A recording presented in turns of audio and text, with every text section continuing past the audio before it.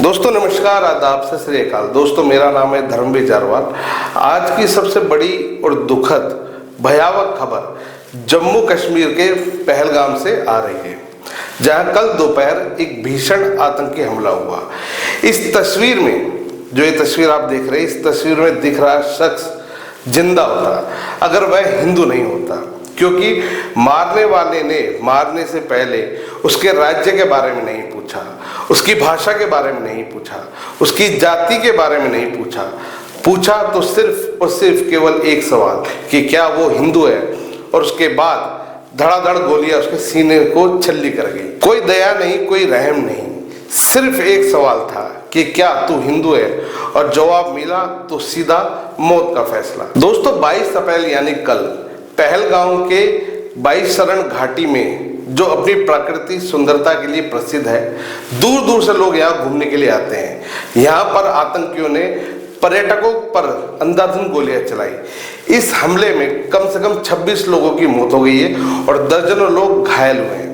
इस दरिंदगी भरी घटना ने इंसानियत को तार तार कर दिया, मानवता को शर्मसार कर दिया, भारत की एकता को लेकर सवाल खड़ा कर दिया है, गंगा जमुना तहजीब पर एक बड़ा सा सवालिया निशान खड़ा कर दिया है। दोस्तों घटना कल दोपहर करीब 2:30 बजे की है, जब 22 शरण घाटी में पर्यटक मौसम का आनंद ले रहे थे। तभी जंगल से सेना की वर्दी में 4-5 लोग बाहर निकले और उन्होंने पर्यटकों पर गोलियां चलाना शुरू कर दी। दोस्तों प्रत्यक्षदर्शियों के अनुसार हमलावरों ने पहले लोगों से उनके नाम पूछे, उनका धर्म पूछा और फिर उन पर गोलियां चलाई।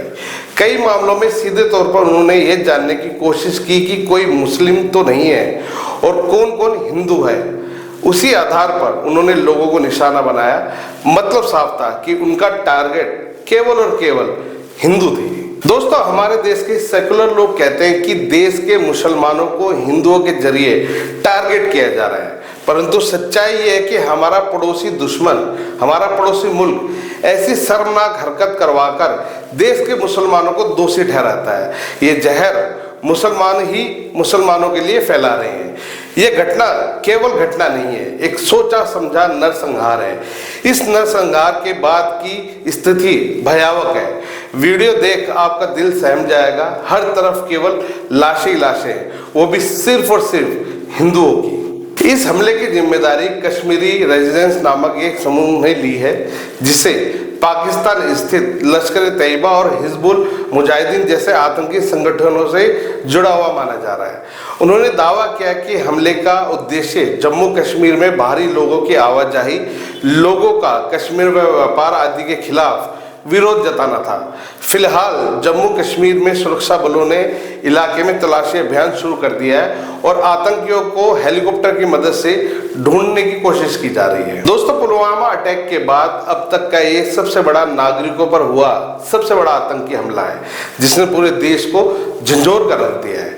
ऐसा नहीं है कि इस आतंकवादी घटना के जरिए इस देश के हर मुसलमानों को हम निशाना बना रहे हैं, लेकिन आज इस घटना का जो विरोध नहीं करेगा, सवाल उस पर भी उठेगा, क्योंकि आज यह नरसंहार मजहब की वजह से हुई है। ये लोग जिंदा होते अगर ये हिंदू नहीं होते, और इसलिए आज हम इस देश के मुसलमानों से भी कहेंगे कि आप भी आइए और हमारी आवाज से आवाज मिलाइए और बताइए, कहिए, चीख कर कहिए कि धर्म की वजह से जो हत्या की गई है यह अल्लाह की इबादत नहीं हो सकती।